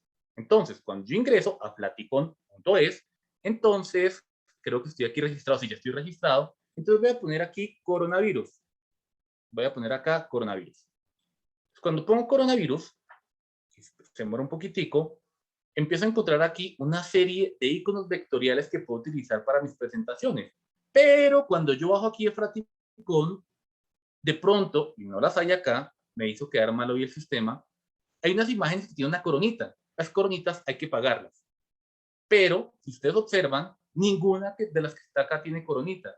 Incluso las que tienen corona no son tan bonitas. Y yo ingreso acá, tengo aquí la imagen en PNG, pero aquí la licencia sí es diferente. Aquí tengo una imagen muy bonita, voy a copiar aquí la imagen, y aquí dice que aquí gratis para uso personal o comercial con atribución, que quiere decir que tengo que referenciar de dónde saqué la imagen. Esto es importante. Y entonces, si yo vengo acá a PowerPoint, como les mencioné, y, por ejemplo, la pongo acá, la imagen es de alta definición y automáticamente, porque el computador es muy inteligente, colocó acá en inicio, en ideas de diseño, inmediatamente me la modificó. Inmediatamente me la modificó y me la volvió más bonita, me la volvió más visual, más agradable. Y aquí tengo ideas de diseño en las cuales yo puedo particularmente jugar para hacer más agradable mis recursos. Cuando ustedes de pronto dirán, pero me toca a mí hacer eso, no necesariamente, pero cuando uno hace estos diseños, le hacen un favor grandísimo al diseñador. Y particularmente, por ejemplo, alguien me decía o alguien me preguntaba, ¿cómo hacer un banner? Yo necesito hacer un banner para promover algún evento, pero es que el ingeniero no me quiere ayudar. Yo le decía, tranquilo, o me cobran 2 millones de pesos por un banner, cobran por eso. Y quiero hacer una charla sobre COVID-19. Entonces, vengo acá, copio esta imagen, simplemente es saber utilizar el PowerPoint. Y cuando utilizo aquí el PowerPoint, vengo aquí de diseño y lo voy a poner aquí de la manera más grande. Cuando estoy aquí de la manera más grande, esto yo lo puedo convertir en un banner, lo puedo convertir de manera importante. Vengo acá, puedo acá insertar iconos vectoriales, formas, Smart Art, tengo distintas características. Yo no tengo programas de diseño, entonces puedo aquí diseñar. Voy a buscar acá un icono de la siguiente manera. Aquí voy a poner esto, voy a poner aquí una pantallita. Esto es lo que hace normalmente un diseñador. Voy aquí a reducir el tamaño porque acá, perfecto. Acá lo copio, lo pego acá, una forma rápida de hacer banner, y aquí lo pego. Entonces, ahí tendría en teoría un banner. Pero yo necesito que esto me genere información de un evento académico. Cuando yo vengo acá y selecciono este cuadrito que está acá y está absolutamente cuadriculado, yo le puedo dar aquí clic y le digo formato de la forma. Y cuando vengo a formato de la forma, vengo aquí a relleno y le doy aquí transparencia. Entonces, le puedo dar aquí una transparencia del 54%. Acá esto también le doy una transparencia del 54%. Y acá simplemente le doy insertar un texto, por ejemplo, aquí un cuadro de texto, y aquí digo diplomado en COVID-19 y le inserto, recuerden la imagen vectorial, pero voy a venir aquí a la presentación vista porque ya la tengo acá diseñada, tengo aquí la presentación, esta en la cual yo estaba aquí presentando, tengo aquí esta imagen que ya la tengo aquí parametrizada, copiar, lo pongo acá y simplemente la pego acá de tal manera que me queda, aunque pues el color azul no me gustó, y ya me termina quedando diplomado en COVID-19, 120 horas, e incluso este, para que quede más bonito, le doy un relleno con trama, y aquí le pongo una trama específica, y cambio aquí los colores para que sea mucho más bonito. Mentiras, esta no, esta me quedó diferente. Pongamos esto, y ya me queda un banner para, digamos, hablar de lo que termina siendo el COVID-19 un poco más. Lástima que esta imagen no me gustó.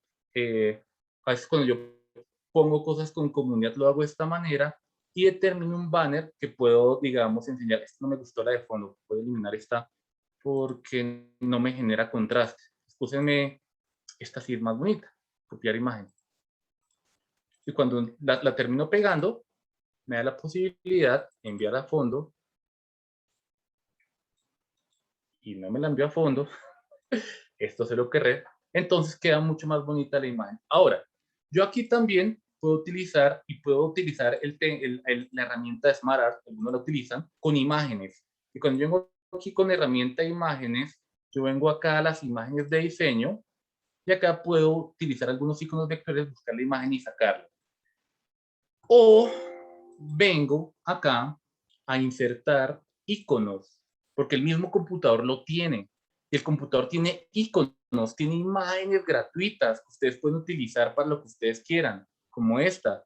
Yo puedo utilizar esta imagen y la puedo insertar y la puedo utilizar para mi presentación. Es una imagen gratuita, libre de derechos, que yo puedo utilizar y puedo avanzar.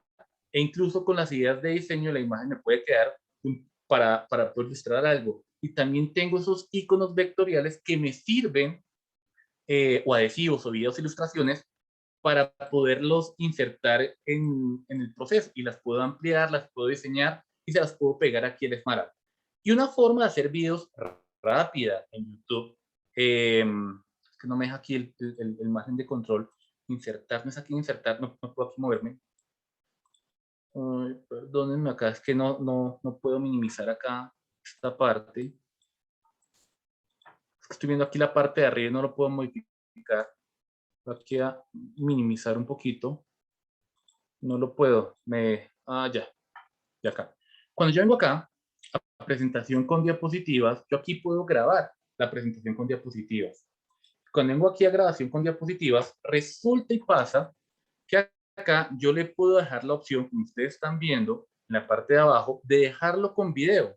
Y me queda con audio y pareciera que utilizaría un programa informático avanzado en donde puedo estar explicando y puedo grabar. Y a partir de acá le doy la grabación y digo, y empieza a ocurrir como si estuviera pasando, estimados participantes, estamos viendo un video de cómo hacer recursos educativos y el video está orientado a lo anterior. Avanzo a partir de acá, el video finaliza, lo cierro, borré las grabaciones y tenía que aquí cerrarlo. Y aquí ya me quedó el video, me queda de manera importante. Y cuando yo vengo aquí a archivo, le doy guardar como y le digo, démosle examinar, vengo aquí a descargas y lo guardo en MP4. Lo guardo en MP4. Y cuando lo guardo en MP4, tengo mi video. Es un video como si lo hubiera hecho con programas informáticos que por licencias pueden costar alrededor de $200 a $500. Y esto me lo permite, o video de Windows Media, y ya lo puedo subir. Hice un video con mi clase virtual. Quisiera contarles más cosas y más herramientas, inclusive me puedo quedar corto. No voy a guardar, voy a volver aquí a la presentación. Me puedo quedar corto, a veces de pronto colocar un fondo musical puede ser mucho más bonito y hacer videos. Si ustedes ingresan a mi canal de YouTube, van a ver que todos los videos fueron hechos particularmente por mí, y la idea es que ustedes prueben, se equivoquen, claro, uno se puede equivocar, pero que asuman un proceso directo para poder avanzar en desarrollar sus propios recursos y contenidos para poder mejorar su proceso docente. Ya para aquí acabar y dejarle espacio para las preguntas, porque me gusta dejar espacio para preguntas y comentarios, que no sea repetir, que recuerden que se está quedando grabado. Esto nos lleva a algunas conclusiones.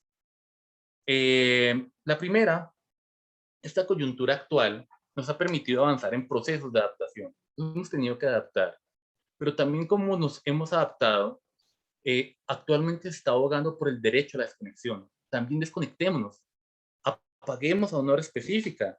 No por nada, inclusive, la Corte Constitucional consideró que si el empleador me escribía por fuera de los horarios laborales, podía considerarse como acoso. Tenemos que tener ese derecho. Apaguemos, volvamos a la presencialidad, volvamos a los abrazos en familia, desconectémonos un poquito. Es anecdótico que quien les está hablando de clases de educación virtual les diga que se desconecten. Claro, hay que también alejarnos un poco de esa identidad, esa importancia de la identidad digital, pero también darle relevancia a ese mundo real. Intentar evitar ese exceso de infoxicación, de infodemia, ser flexibles en los procesos virtuales, seamos flexibles, seamos más cercanos a los estudiantes. Esta es la segunda reflexión, creer que todo lo que hacemos en la presencialidad al volverlo virtual es innovar. Es el mejor ejemplo. Coloco aquí mi PowerPoint, 2 más 2 es 4, cuando puedo utilizar el tablero. Hay cosas que si son sencillas y las hago en la presencialidad y funcionan, pues síganlas haciendo. No, el creer que uno virtualiza todo, pero de la misma manera, sin hacer cambios, es innovación educativa, no lo es. Hay que tener cuidado con esta situación. Y mi última reflexión es la siguiente. Yo tengo dos role models que me han enseñado en este campo de la educación. El primero es Francisco Vázquez Gómez, que en paz descanse, en 2017, el viejo Frank. Yo aprendí a ser tutor virtual en el año 2006 y me enseñó Francisco Vázquez de la Universidad Nacional Autónoma de México, economista. Él tenía 65 años cuando me enseñó cómo ser profesor virtual. Me dio la mejor enseñanza de la vida. Él me decía, mire, Erwin, usted tiene dos caminos con relación a los cambios educativos. Se puede resistir o se puede adaptar. A él lo tengo como un referente importante, porque yo le decía, mire, yo lo quiero alcanzar y lo quiero pasar. Él me decía que yo lo pasé, pero yo le decía que no, la sabiduría que tenía Francisco era muy grande y ya no lo pude alcanzar, ya no lo pude alcanzar. Y es un referente muy importante, me enseñó muchas cosas. Y mi otro referente es Francisco Lamos, quien dio la clase pasada. Él me enseñó a ser profesor. Y él me decía, Erwin, es muy importante la referenciación competitiva. ¿Para qué? Para mejorar. Mire lo que hacen otros, aprenda, innove, mire lo que hacen diseñadores, hágale, innove día a día. Si se tiene que equivocar, equivóquese. Y lo otro que me enseñó que también es muy importante es el relevo generacional. No por hoy estoy dando la quinta sesión sincrónica. A pesar de que él fue mi profesor, él me enseñó a hacer un relevo generacional. Y eso es lo que estamos haciendo con nuestros estudiantes. Promuevan ese relevo generacional. No los vean como amenaza. Contribuyan, porque en últimos, el día de mañana, él va a ser quien nos va a atender cuando nosotros estemos en nuestros últimos días. De esa manera, he finalizado esta sesión de introducción a los ambientes virtuales de aprendizaje en salud. Tengan ese rol o que ustedes se puedan hacer rol para los estudiantes y les agradezco por la sesión de la noche de hoy.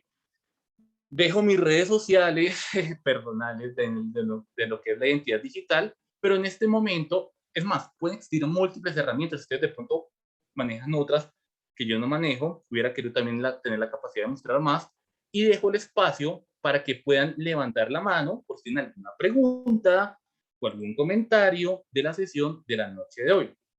No tengo hoy ayudante porque yo era el ayudante de las sesiones, entonces quien quisiera hacer alguna pregunta, algún comentario de lo que acaban de ver. Desde un panorama intenté avanzar, ser lo más práctico, abordar en conceptos, en elementos. Para la sesión de hoy, integré varias características que pudieran dar esos elementos de la introducción a la educación virtual. Entonces, adelante. Quien quisiera puede ser por el chat o pueden levantar la mano. Muy bien. Marta Álvarez, adelante. Bueno, muchas gracias por esta sesión. Muy interesante saber todos los recursos. Quería preguntarle para la grabación en PowerPoint, cómo, si uno está grabando una conferencia que no va a asistir y la puede grabar ahí, me imagino. Nunca lo he hecho, Sí. pero quiero intentarlo. Si uno va pasando y de pronto puede parar, quitar un pedazo, modificar, ¿cómo hace?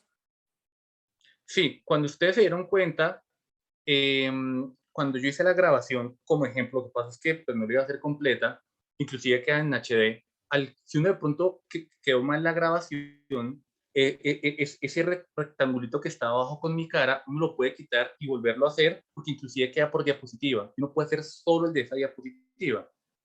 Y si es factible editarlo, como les digo, prueben, háganlo. Y la ventaja es que tiene esa charla que ustedes le pueden inclusive poner un recuadrito para que sea más específico, con recursos digitales, con imágenes bonitas. La charla de hoy es de puras imágenes gratuitas, digitales, se dieron cuenta del contraste de las imágenes.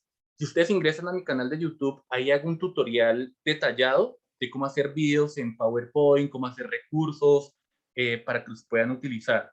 Entonces, es importante que eso lo tengan en cuenta para poder, digamos, profundizar. Como les digo, la cantidad de información no era tanta, intenté recopilarlo en estos elementos para que pudiera servir. Tengo algunas preguntas aquí en el chat. Bueno, yo tenía de lo de PowerPoint. Miren, les, les voy a contar otra. ¿Ustedes sabían que uno puede hacer mapas en Excel? Esa para mí, como saludista, fue el mayor descubrimiento. Cogí los casos de COVID-19 en Colombia, los puse en Excel con una fórmula específica y ¡pum! Me generó el mapa y ya no tuve que pagarle un sistema de información geográfica. Entonces, la cantidad que uno tiene, inclusive yo no utilizo EndNote ni Mendeley, yo utilizo el Word, que Word instalando el Vancouver me genera un sistema de referenciación. Aprovechen más las herramientas digitales que tienen a la mano, que son gratuitas, para poderlo potenciar.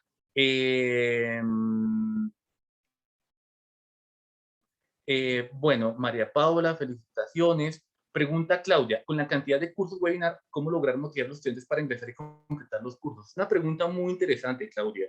Yo el año pasado cambié mi forma de interactuar a lo que es hoy, porque el año pasado todo el mundo de moda colocó webinar, charlas, seminarios, y en última semanalmente los estudiantes están viendo 4 o 5. Este año particularmente he tenido la decencia de decirles, calma, ojo, tengamos en la justa medida que webinars que sean certificables para su hoja de vida, que sean útiles, porque si no, pues los tengo presencialmente en el hospital, pero después los mando al webinar, este estudiante no va a descansar.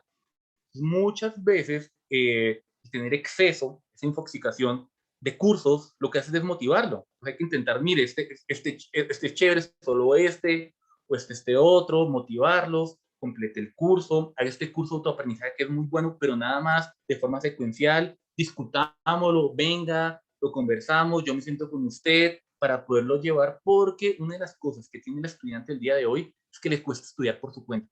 Le cuestan esos cursos de autoaprendizaje, entonces uno lo tiene que llevar y decirle, por ejemplo, a mí me funciona a los internos que están rotando conmigo, que yo les digo, venga, miren, hagamos este curso, paremos en el módulo 1 y hagamos una reflexión. Y a la vuelta de 2 semanas me han terminado 2 cursos, porque digamos que uno los va acompañando y me dicen, profe, muy chévere, tenía esta pregunta, que de pronto el curso no me la respondió, y digamos que usted me motivó para poder avanzar. Es, digamos, aprender por nuestra cuenta, aprender para toda la vida. Esto es muy interesante. Virtualidad útil, buenas noches, Julián Casallas. ¿Cómo lidiar con el factor negativo de impersonalidad en la virtualidad? Esto es muy interesante, porque hay bastantes herramientas. Ayer precisamente estaba dando una charla, lo primero que yo le decía a las personas, prendan la cámara, pero no porque yo vaya a tomar lista, ni porque vaya a tomar repercusiones negativas, sino porque quiero reducir esa frialdad. Y a partir de la reducción de la frialdad, puedo tener una mayor interacción, porque en ocasiones, claro, el estudiante está y pasa conectado una hora, pero está conectado, pero no está conectado. ¿Qué quiere decir? Que particularmente está haciendo otras cosas y no está interactuando, o porque particularmente no siente que desde la virtualidad haya una cercanía con el profesor. Por ende, en distintos escenarios, aunque hoy no lo hice del todo, uno puede buscar distintos momentos cada 10, cada 15 minutos en la charla que puede interactuar. Les voy a mostrar una cosa que es muy útil, ya que me preguntó Julián, que se llama la ruleta de la participación en la virtualidad. Eh, Aquí la voy a buscar, permítanme acá, como les digo, también tengo bastantes cosas. Aquí uno busca la ruleta de la participación. Yo a veces la hago, al comienzo les gusta, pero después les da una angustia.